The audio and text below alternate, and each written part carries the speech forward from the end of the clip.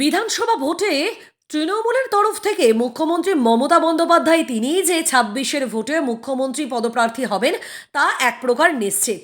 কিন্তু বিরোধী দল অর্থাৎ গেরুয়া বাহিনীর তরফ থেকে কাকে মুখ্যমন্ত্রী পদপ্রার্থী করা হবে এই নিয়ে কিন্তু জল্পনার শেষ নেই। সাধারণত যে কোনো জায়গায় বিধানসভা ভোটের আগে মুখ্যমন্ত্রী পদপ্রার্থী কে হবে, বিশেষ করে বিরোধী শিবিরের মুখ্যমন্ত্রী পদপ্রার্থীকে ঘিরে জনমানসে কৌতূহলের শেষ থাকে না। কয়েকদিন আগে শুভেন্দু অধিকারীর নাম প্রকাশ্যে এসেছিল, কিন্তু বিজেপির রাজ্য সভাপতি হওয়ার পরে শ্রমিক ভট্টাচার্য একেবারে পরোক্ষভাবে বুঝিয়ে দিয়েছেন যে শুভেন্দু অধিকারীকে মুখ্যমন্ত্রী পদপ্রার্থী করা নাও হতে পারে। অন্যদিকে মিঠুন চক্রবর্তী তিনিও কিন্তু একেবারে প্রস্তুত মুখ্যমন্ত্রী পদপ্রার্থী হতে, কিন্তু এরপর যার নাম উঠে এলো তিনি হলেন অভিজিৎ গঙ্গোপাধ্যায়। শোনা যাচ্ছে এবার শুভেন্দু অধিকারী এবং অভিজিৎ গঙ্গোপাধ্যায়ের নাম নাকি উঠে আসছে ২৬-এর বিধানসভা ভোটে মুখ্যমন্ত্রী পদপ্রার্থী করার।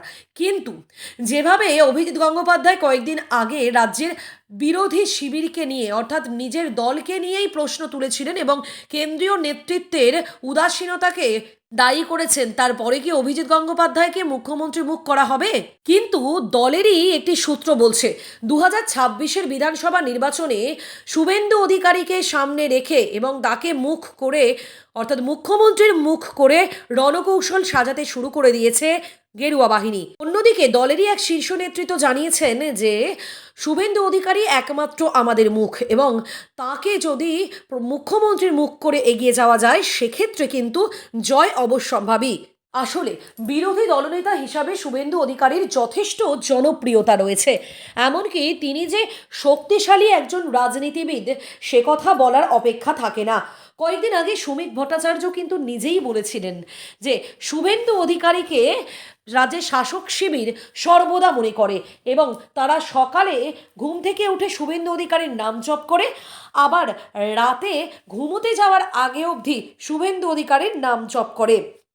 তাই মনে করা হচ্ছে শুভেন্দু অধিকারীর গ্রাউন্ড নেটওয়ার্ক এবং তার আক্রমণাত্মক ভূমিকা বিজেপিকে ২০২৬-এর নির্বাচনে জয়লাভ করতে অনেকটাই সাহায্য করবে। তাহলে অভিজিৎ গঙ্গোপাধ্যায়ের নাম কেন উঠে এলো?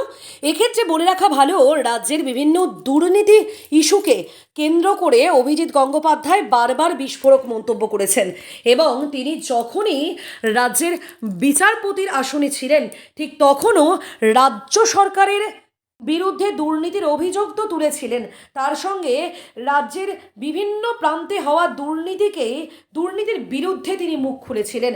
তাই তাকে যদি মুখ্যমন্ত্রী পদপ্রার্থী করা হয় সেক্ষেত্রে বিজেপি কিছুটা হলেও জয়লাভ করতে পারে। তবে কেন্দ্রীয় নেতৃত্বের তরফ থেকে এখনো পর্যন্ত পরিষ্কারভাবে কিছুই জানানো হয়নি। কিন্তু রাজনৈতিক বিশ্লেষকদের মতে যতই অভিজিৎ গঙ্গোপাধ্যায় তিনি এই দুর্নীতি ইস্যু বা বিভিন্ন ইস্যুকে তুলে ধরে সংবাদের শিরোনামে আসতে চান না কেন, শুভেন্দু অধিকারীর গুরুত্ব বিজেপিতে যে কতটা তা সকলেরই জানা। অর্থাৎ শুভেন্দু অধিকারীকেই মুখ্যমন্ত্রী পদপ্রার্থী করার দিক থেকে বিজেপি প্রথমেই ভাববে, একথাই বলছেন রাজনীতিবিদদের একাংশ।